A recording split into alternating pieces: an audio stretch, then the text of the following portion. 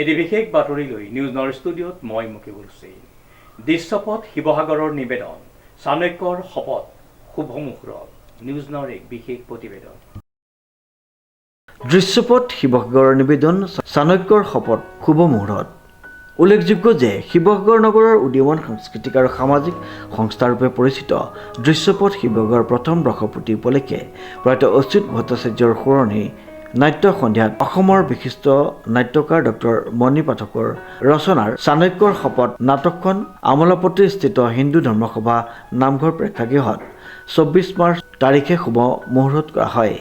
উক্ত অনুষ্ঠানত বন্তি প্ৰজ্বলন কৰে শিৱসাগৰ মহাবিদ্যালয়ৰ প্ৰাক্তন অধ্যক্ষ ডক্টৰ প্ৰকাশ কটকী, শিৱসাগৰ ছোৱালী মহাবিদ্যালয়ৰ অধ্যক্ষ ডক্টৰ প্ৰতিম শৰ্মা, জ্যেষ্ঠ নাট পৰিচালক প্ৰশান্ত শৰ্মা, বৃহত্তৰ শিৱসাগৰ প্ৰেছ ক্লাবৰ সভাপতি মনোজ কুমাৰ বৰঠাকুৰ, জ্যেষ্ঠ সাংবাদিক ৰবীন্দ্ৰ বৰুৱাকে মুখ্য কৰি অঞ্জন কুমাৰ বৰুৱা, ৰত্নমণি শৰ্মা আৰু বিশ্ব খনিকৰে, জ্যেষ্ঠ নাগৰিক তথা অসম নাট্য সন্মিলন শিৱসাগৰ শাখাৰ উপদেষ্টা অনঙ্গমোহন শৰ্মাই নাৰিকল ভাঙি আখৰাৰ শুভ আৰম্ভ কৰে।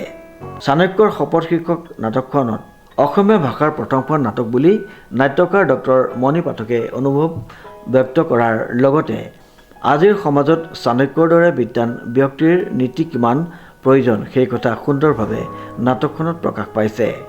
নাট্যকাৰ ডক্টৰ মণি পাঠক আৰু ৰূপম বৰুৱাই পৰিচালনাৰ দায়িত্ব লৈ নাটকখনক অন্য এক মাত্ৰা প্ৰদান কৰিবলৈ প্ৰয়াস কৰিছে।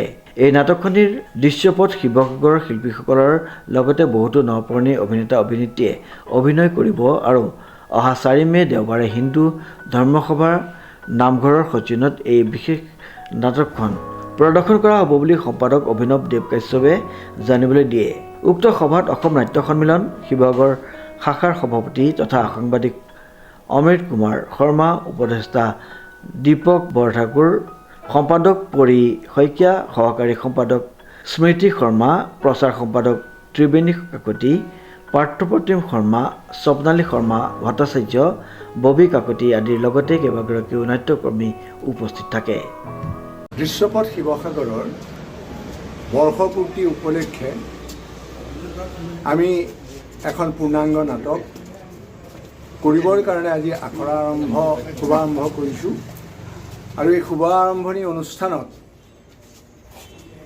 আমাৰ শিৱসাগৰৰ বহুকেইজন গণ্যমান্য ব্যক্তি উপস্থিত থাকে আৰু লগতে যিসকল কলা কুশলী আৰু শিল্পীয়ে অভিনয় কৰিব সেই সকলোবিলাক শিল্পীও আমাৰ মাজত আজি উপস্থিত থাকি আজি এই আখৰাৰ শুভাৰম্ভ অনুষ্ঠানত আমাক আহি উৎসাহিত কৰিলে, তাৰ বাবে মই সকলোলৈকে ধন্যবাদ জ্ঞাপন কৰিছোঁ।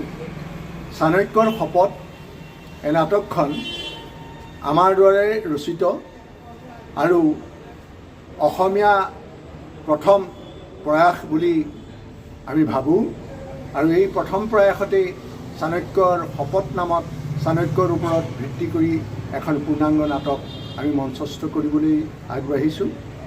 ইয়াত প্ৰায় 21টা চৰিত্ৰ আছে, সৰু বৰ চৰিত্ৰ মিলাই 21টা চৰিত্ৰ আছে। তাতে মহিলাৰ চৰিত্ৰ আছে 4টা আৰু বাকীসকল পুৰুষ চৰিত্ৰ। সামগ্ৰিকভাৱে এই নাটকখন আচলতে পুৰুষক প্ৰাধান্য দি পেলাই এই নাটকখন কৰা হৈছে।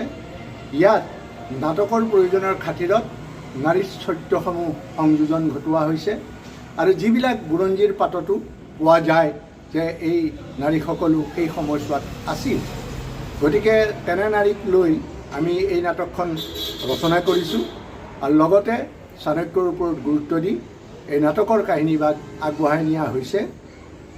চাণক্যক এটা সময়ত উপহাস কৰিছিল, তেওঁক তাচ্ছিল্য কৰিছিল, গতিকে সেই সময়ছোৱাৰ পৰা চন্দ্ৰগুপ্ত ৰজা ৰাজসিংহাসনত বহোৱালৈকে এই সময়ছোৱাত সন্নিৱিষ্ট কৰি এই পূৰ্ণাংগ নাটখন লিখি উলিওৱাইছে।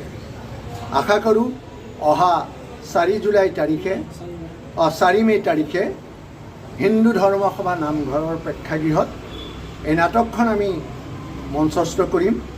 সদৌতি ৰাইজৰ আশীষ কামনা কৰিছোঁ আৰু সদৌশেষত সকলোলৈকে মই ধন্যবাদ জ্ঞাপন কৰিছোঁ যিসকলে আহি আজি আমাৰ এই শুভ উদ্বোধনী অনুষ্ঠানত আহি আমাক দেখা দি পৰম কৃতাৰ্থ কৰিলে তেখেতসকলক মই মোৰ হৃদয়ৰ নিমিত্ত পুনৰ পৰা। শিৱসাগৰৰ পৰা অমৃত কুমাৰ শৰ্মাৰ ৰিপৰ্ট নিউজ নাও।